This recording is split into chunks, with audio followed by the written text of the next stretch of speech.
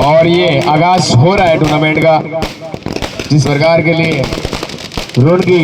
पावन धरती पर जिस प्रकार की टूर्नामेंट जानी जाती है, उसी प्रकार से ये आज आगाज हो रहा है।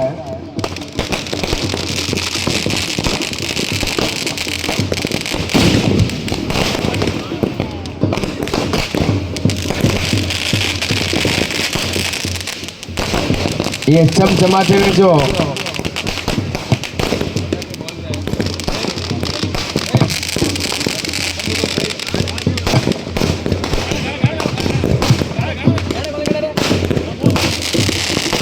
हेलो ये जो दीपावली की रोशनी में पटाखे छोड़ने के लिए एकमात्र स्थान कोचराम जी को भी पटाखे चाहिए तो कोचराम जी से जरूर संपर्क करें। एक गुजराती फटाके कोचराम जी टेलर